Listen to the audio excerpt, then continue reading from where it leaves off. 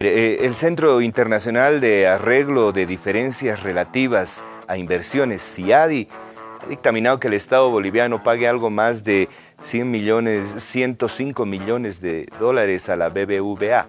Y esto, desde luego, está generando una cantidad importante de información. Quiero saludar a Israel Quino, periodista y abogado constitucionalista. Israel, querido, ¿cómo estás? Bienvenido, muy buenas noches. Te agradezco de verdad atender nuestra entrevista. Estimado Ángel, buenas noches, agradecido por la invitación, un cordial saludo a la audiencia de Claro Oscuro en todo el país. Se ve calentita esa chompa, Israel, te envidiamos, ¿ah?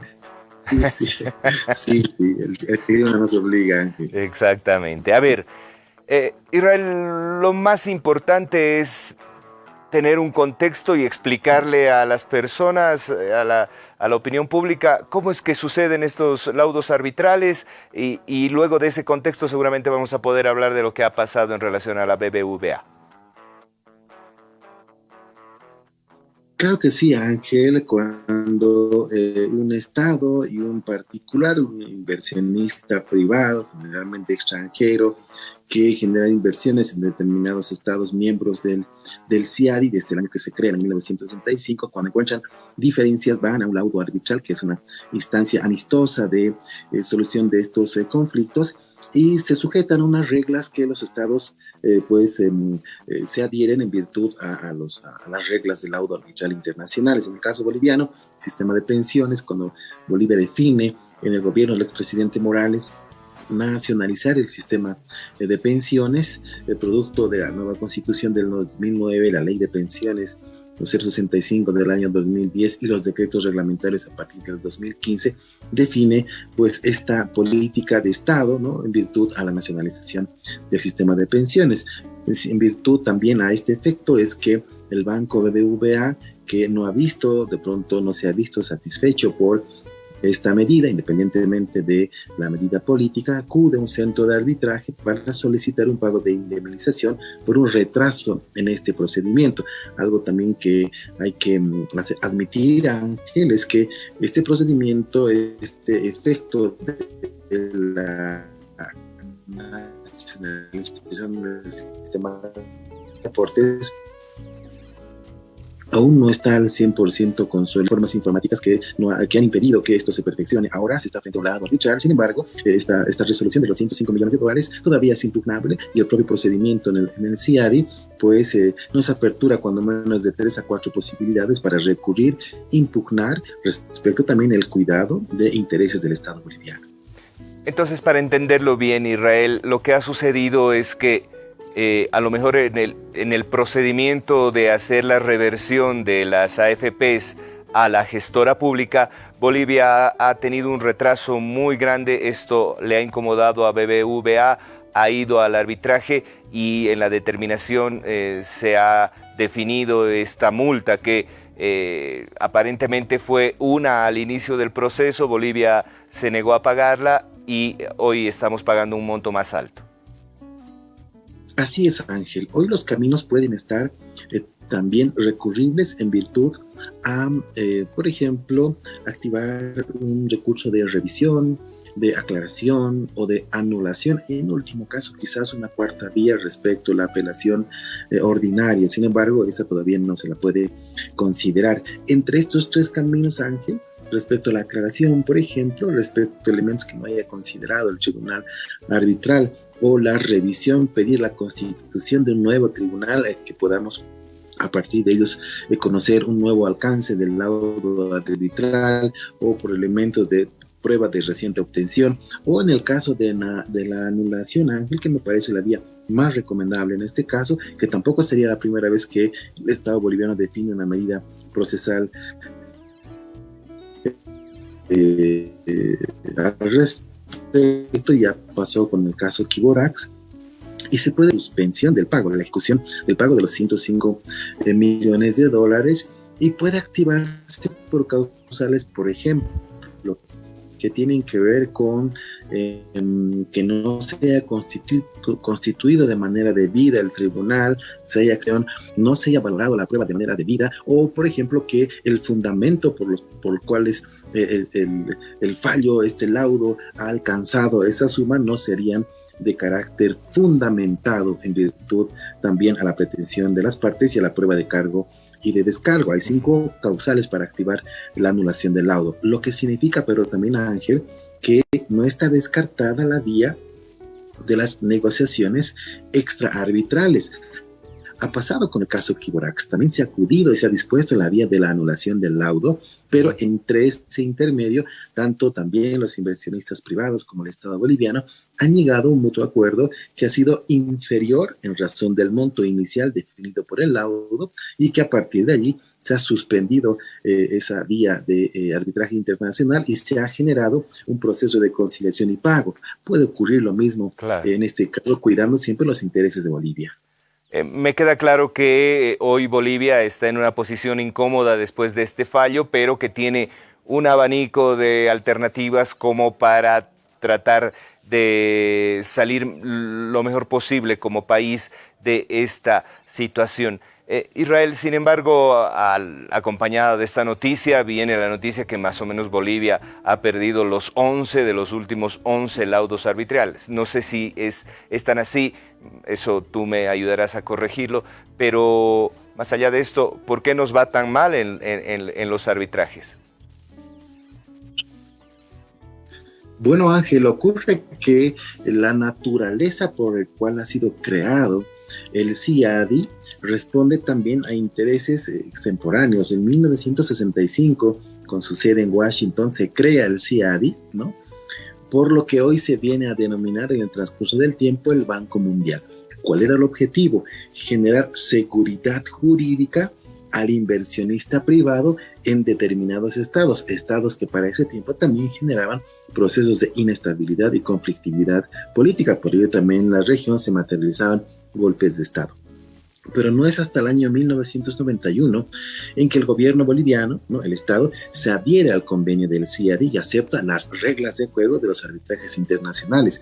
El año 2006, cuando el expresidente Evo Morales toma el poder político en el país, define medidas propias de la soberanía estatal y a partir de allí decide generar procesos de nacionalización de recursos naturales, de servicios públicos y en este caso del sistema de pensiones. Por ello también tenemos un precedente en cuanto a los servicios públicos de Aguas del Tunari, porque privatizaron el agua en Cochabamba.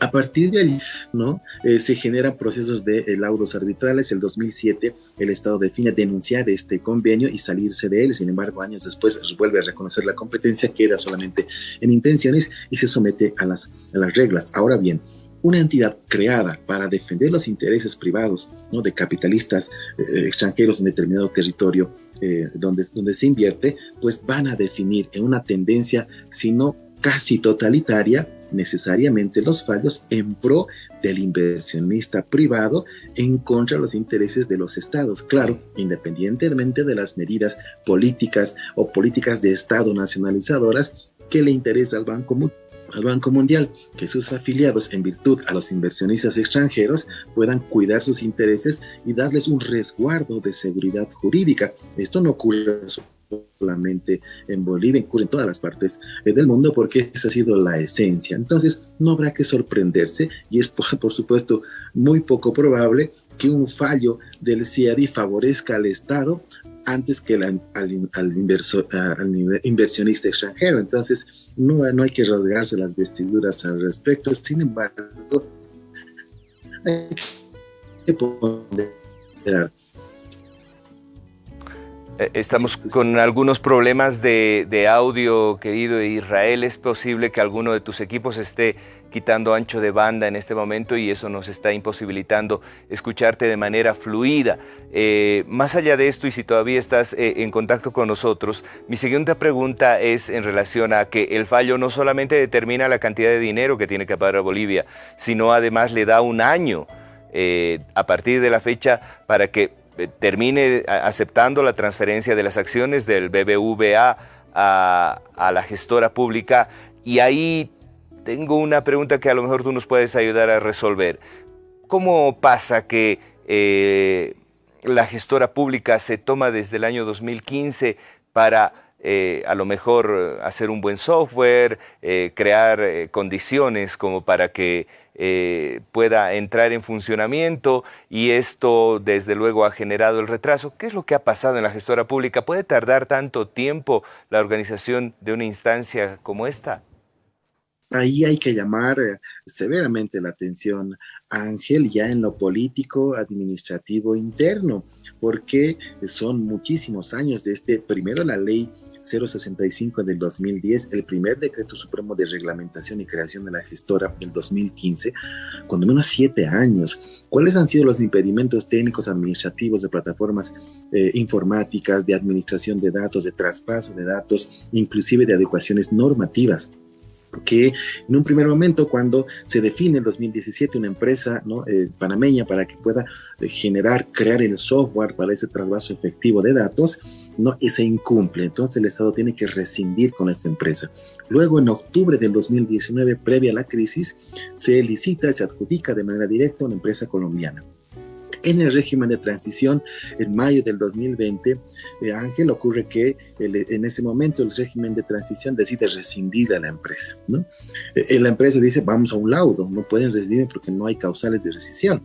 Y posteriormente gana el presidente Lucho las elecciones, ¿no? Y en ese momento ya de otro periodo gubernamental definen que va a valer la firma del año de octubre del 2019 y no hay laudo en el caso de la empresa, pero el proceso en sí no se ha efectivizado. Eso sí, no se puede tapar el sol con un dedo, hay todavía temas pendientes, se ha retrasado muchísimo, hay temas de software, temas informáticos, temas de adecuaciones normativas, traspaso efectivo del 100% a la base de datos quienes estuvieron afiliados, en este caso en esa AFP. Hay elementos materiales que han retrasado, pero seguramente también de manera interna se tomarán los ajustes que corresponden. Lo importante, Ángel, cualquiera fuera el monto que este tribunal del CIADI fije en cuanto al pago de indemnización en favor de una empresa, en este caso el Banco Español BBVA, ningún centavo de los aportes de los jubilados se puede tocar.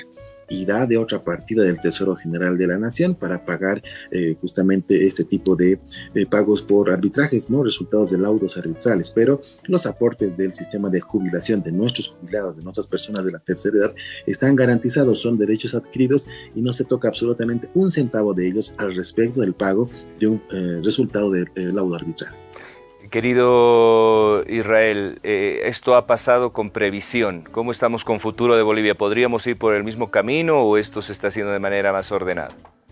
De pronto no hay reportes oficiales, Ángel, sobre este traspaso, también develando impedimentos de carácter técnico, administrativo, logístico, informático. No hay de momento informaciones en esta otra AFP. Sin embargo, la ley prevé que la gestora pública es única, ¿no? Entonces se tendrá que también conocer el alcance de cómo es que ya solamente se tenga un solo sistema, ¿no? A partir de la ley de pensiones, y esos problemas sociales, ¿no? Heredados entre el viejo sistema de jubilación, el nuevo sistema de pensiones y la famosa generación sándwich, tú recordarás, ¿no? Sí. Ya todo esté saneado, esté garantizado y sea el Estado que pueda administrar estos fondos de pensiones, garantizar, por supuesto, las condiciones óptimas también, son poblaciones vulnerables, muchos jubilados, que puedan garantizarles ese derecho. Está constitucionalizado, por supuesto, pero de momento no hay reportes que puedan generarnos muchas alertas. En este caso, ha sido el pasado 12 de julio cuando se notifican los resultados del laudo, por eso también se genera una incidencia mediática coyuntural al respecto, pero por las posibilidades aún procesales que existen y las condiciones, por ejemplo, de un proceso de negociación extraarbitral en que estos montos puedan reducirse, todavía están abiertas, inclusive hasta la vía contenciosa, litigiosa, ya consideran otro tribunal internacional de justicia, ¿no? Pero lo importante, Ángel, es que las medidas, las políticas de Estado nacionalizadoras responden a un principio de soberanía y las consecuencias de ello también son obligaciones del Estado para generar los pagos indemnizatorios que así correspondan. Entidades como la Procuraduría generan este proceso de defensa a los intereses del Estado boliviano. Bien, Israel, de verdad, siempre agradecido con la deferencia que tienes con el programa. Te dejo un abrazo grande, un abrazo a toda la gente en tu familia, en tu casa, y seguramente te volveremos a convocar cuando así los temas ameriten, ya que valoramos mucho esa mesura y ese equilibrio que tienes al momento de leer los diferentes temas. Te dejo un abrazo. Gracias de verdad. Muchas gracias, estimado Ángel, honrado siempre de participar en Claro Oscuro. A ti, a la familia del canal, un gran abrazo, bendiciones en sus hogares. Muchas gracias, buenas noches. Gracias de verdad. Ha estado con nosotros Israel Quino, periodista.